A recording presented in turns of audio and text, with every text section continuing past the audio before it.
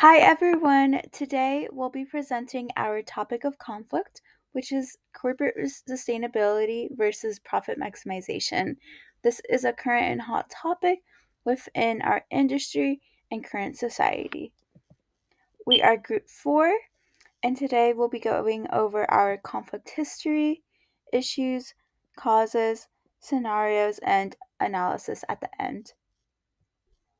For this, we want to start with the conflict history, and we're going to focus on two sectors, the history of corporate sustainability and also the history of profit maximization. But corporate sustainability, making life better for the people, the planet, and the future. So if we're looking at sustainability, we can't forget speaking about CSR, which is corporate social responsibility. And that basically means that it's a commitment to ethical, transparent, and environmentally conscious business practices. So sustainability is a subdivision of CSR, and it focuses on the avoidance of depletion of natural resources in order to maintain an ecological balance, whether that be making products or that be how we as the consumers handle the products, sort of like their life cycle, or it can just be any sort of resources used that are ultimately hurting the planet. It's really noted when this became a big issue during the Industrial Revolution, when more machinery was utilized to create different products, and also how people were treated, workers were treated. Sustainability can go across the board with a lot of different issues, whether that be the planet, workers' rights, making sure everything is just done as best as possible so that everyone has a great quality of life. But then in 1972, it really opened up for discussion. So over 100 years later, at a UN conference. And then since then, over the last 50 years, it really became sort of a movement and became much more of a bigger issue as we're starting to see these real life effects into our everyday lives. The images chosen here, obviously, making sure the planet is cared for as well as the people within it, but then also specifically in the fashion industry, production life cycles, and also just unethical labor. You can see here it says I could buy 3 for the price of 1, having to do with cheap clothes, but then what is really the effects of those cheap clothes? On the other side of the world, hiring 3 people for the price of 1, meaning paying less in other countries in order to get those cheap garments. So it's really just a result of unsustainable practices. The corporate sustainability, there's also profit maximization, and that has to do with making sure money is growing within a company no matter the cost of this and no matter the impact. That really has to do with capitalism, which has been a practice that the United States has taken under its wing since settlers arrived, before this even really became a nation. And just making sure that no matter what, the people on top were continuing to profit. Goods used to be made in America because it was easy to have cheap labor and just treat workers poorly. But as really these movements started to form to sort of refine those unethical practices, production became more expensive. And that way, the best way the companies were able to still profit while following America's guidelines was just outsourcing and creating products overseas, so that work and labor, as you saw on the last slide, was definitely cheaper. At the end of the day, the goal of any business is to profit. Cutting cost is very common, especially throughout history when goods became more expensive, not just labor.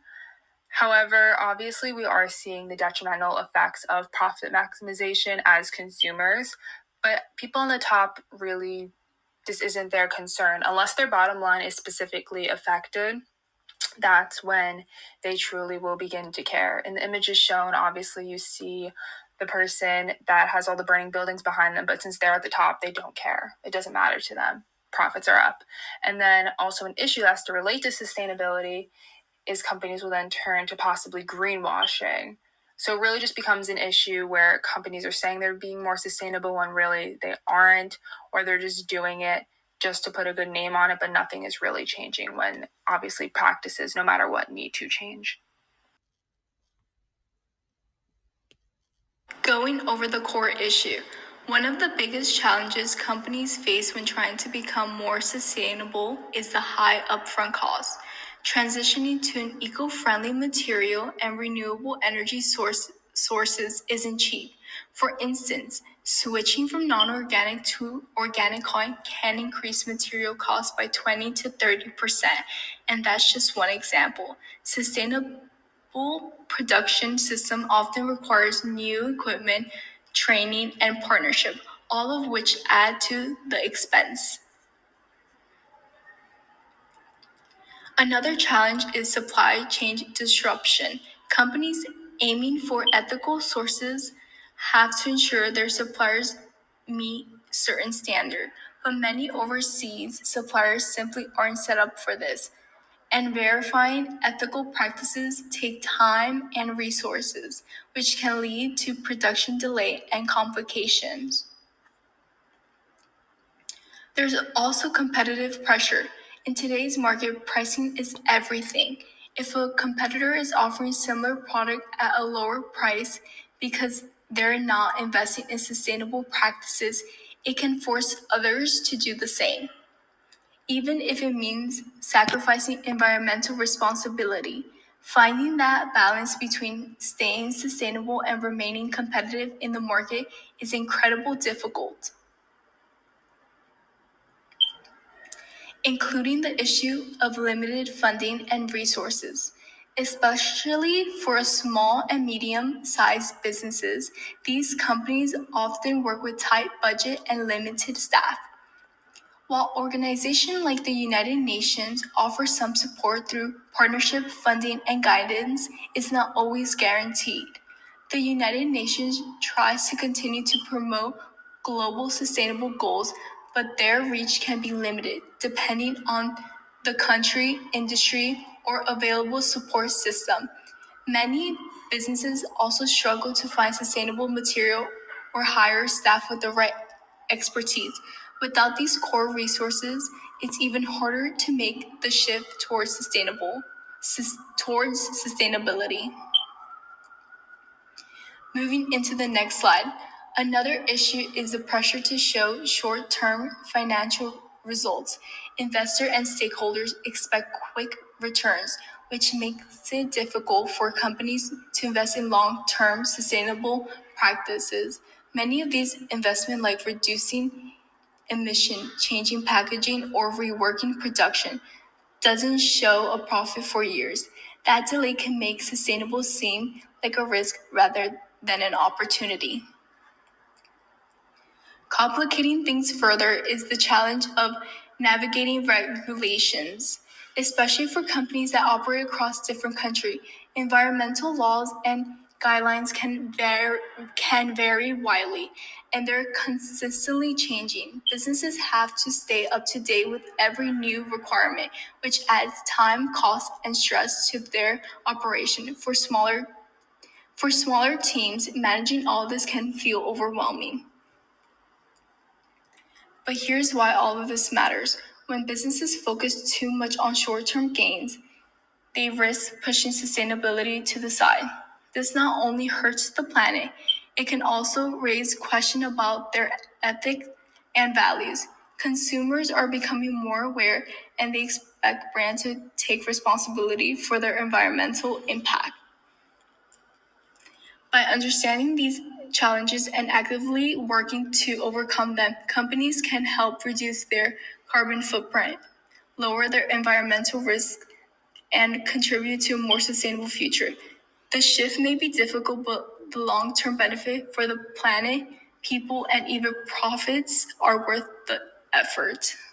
The main cause of conflict are the upfront costs of decarbonization initiatives and the lack of credibility in guarantors to secure funding. Most of global apparel is produced by small and medium-sized suppliers who are already making small profits and don't have the resources to secure loans in order to shift to sustainable practices. As a result, suppliers are facing conflicts because of these limitations and prioritizing their business priorities over sustainability. In addition, companies are facing conflict in creating a demand for sustainable practices.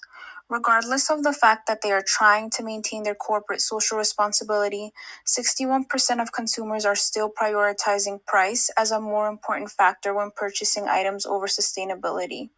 Furthermore, balancing both corporate sustainability and maximizing profits have many causes of conflict that have made it difficult to succeed in both due to struggles in demand and obtaining resources to follow these practices. As a result of the conflict in following sustainability practices and maximizing profits, suppliers and companies are facing various situations. Suppliers are in a situation where they are struggling financially to change their practices. Changing to sustainable practices involves significant collaboration and shifts in their business operations that can expose these suppliers to uncertainty they can't handle effectively. They will usually always end up prioritizing maximizing their profit over following these practices. In addition, companies are in a situation where they are ongoingly facing uncertainty with a lack of sales in sustainable fashion. While they want to follow sustainability, there is still a struggle to create a demand for these products.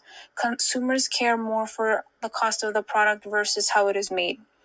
This leaves companies with the responsibility of educating consumers about the importance of sustainable fashion in order to create a demand and continue to maximize profits. Now, after analyzing the situations, the causes, and seeing the history of our topic with profit maximizability and corporate sustainability, we will analyze the conflict and the two sides, especially. The first side is the sustainability advocates. These are going to be any investors that are socially conscious, any environmental nonprofit organizations, as well as any employees or consumers who demand ethical practices and transparency. And their standpoint is that sustainability should be integrated into the core business model, even if that means sacrificing short term profits, because the long term longevity of the planet, people, is more important than these profits. And their desired outcomes is reduce environmental impact with especially carbon footprint and carbon dioxide, ensuring that there are labor practices that are ethical and legal, as well as social responsibility. And of course, this isn't just a short term, but a long term solution. They want long term resilience and want to align with environmental, social, or governance standards, aka ESG. The other side is profit maximization advocates. These are going to be any shareholders who share a profit or a percentage of the company for profit. So if they see that sustainability is going to be integrated, they do know that resources and money or capital will be needed to fund these. So they would rather prioritize profit because they don't want to lessen their own. And these are also especially traditional executives, CEOs of companies who focus more on the earnings rather than having the responsibility of the corporation itself. And their standpoint is maximizing on the shareholder value to get that best financial return for them for their own benefit. Their desired outcome is to maintain their short term profitability, so that means no sustainability integration, and to avoid these initiatives that might not have an immediate ROI, return on investment, because that'll just increase costs on supply chain as well as just everyday operative costs, as well as affecting competitive pricing. Now, tying this back to our textbook, this issue and topic really relates to Chapter 3, Deconstructing Conflicts, and Chapter 9, Conflict in Organizations. A lot of the conflict components are seen from Chapter 3. First is interdependence, which is that both sides are relying on the same organizational resources like labor, supply chain, making their goals mutually influential. There's also perceived incompatibility, where we see these advocates for sustainability and consciousness having long term resilience as being essential, while the profit advocates are prioritizing these immediate short term returns. And then we also see the emotional and value dimensions. Sustainability is tied to ethical values and identity, while profit maximization is tied to financial security.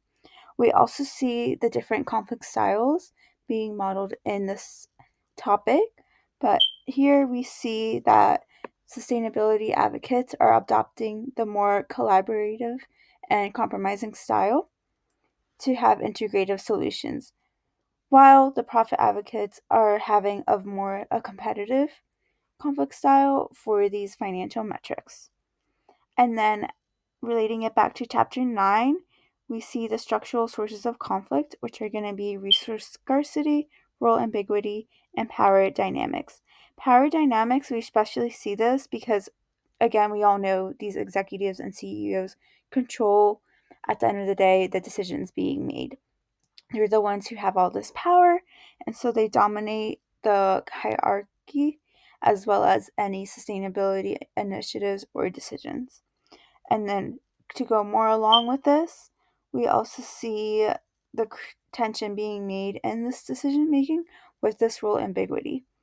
And then as for communication barriers, we do see this a lot, especially with this topic, because sustainability is being framed as a moral imperative, while profit is being framed as an obligation that's more on the legal and fiduciary side of business.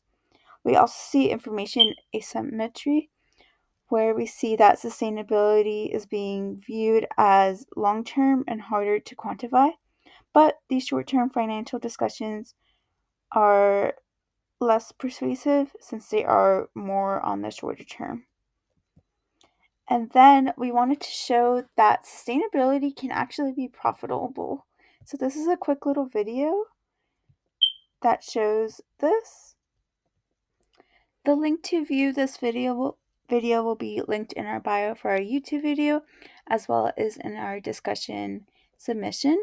But basically, a quick little overview. It does explain in detail how a company can actually increase its profit by 51 to 81% within 3 to 5 years by adopting best practice sustainability approaches. This is because through benefits like increased revenue and reduced costs from energy, waste, and materials, there's also the potential of avoiding a profit erosion of 16 to 36% through increased innovation, better brand perception, and higher employee productivity, as well as retention.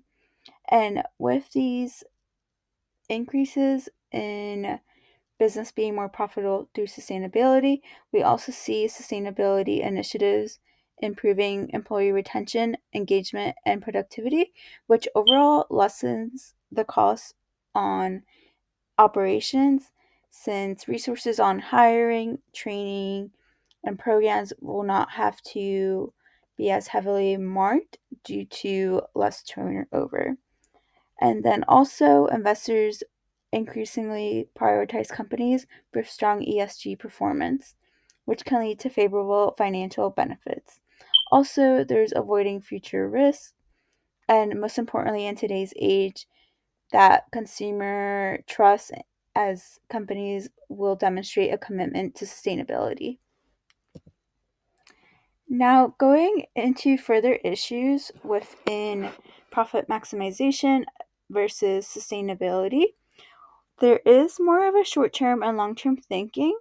Profit maximization prioritizes quarterly results, while sustainability emphasizes future resilience. There's also cost perception. Sustainability initiatives like renewable energy are often seen as expensive and complex. Consumer behavior paradox. This says that while surveys show consumers prefer sustainable brands, actual purchasing decisions often favor affordability and the convenience of actually getting to the product and using it.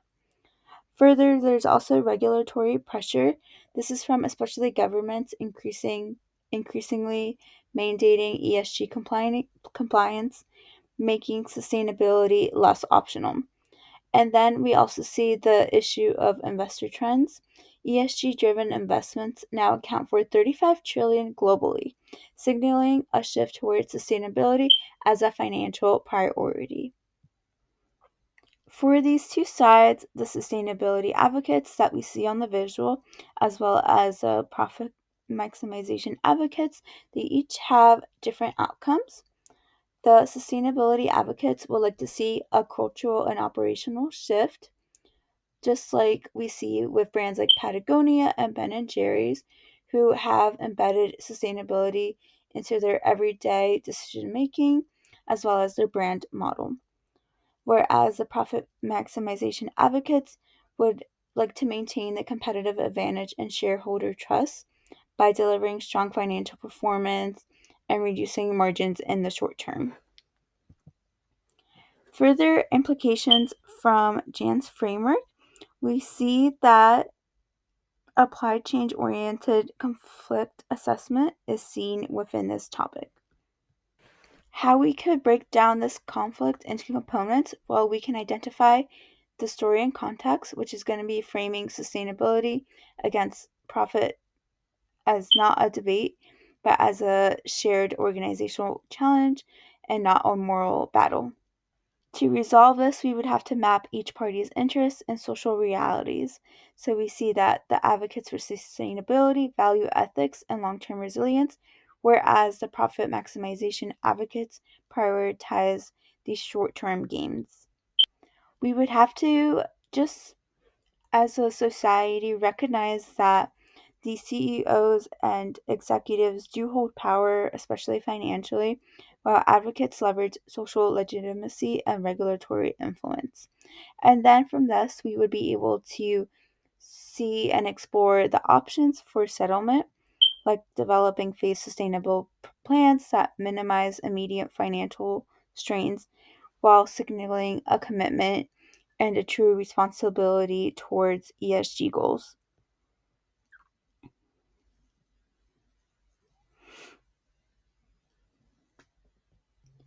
And then from chapter 9, conflict in organizations, we could use organizational conflict strategies to combat this topic. Like integrative negotiation could be used, which would mean that we would question how can sustainability drive future profitability? So getting more into an innovative thinking basis. We would also have to use reframing from switching how we talk about profit versus planet to profit through planet, how we can truly capitalize on the resources of our planet to make this more of a long term solution, make sure that future generations are able to still use these resources while companies and brands are able to maintain their goal of gaining profit. And then we would also be able to use third party mediation, where we use these facilitators to reduce defensiveness and foster collaborative dialogue. We could also use communication climate and especially conflict style adaptation to encourage rather than competing to be collaborative so that all goals could be shared, all perspectives, and all ways of thinking so we could better as a society in profit maximization versus corporate sustainability. Thank you, and we hope that you all enjoyed, and we look forward to listening and hearing and learning from everyone else's videos.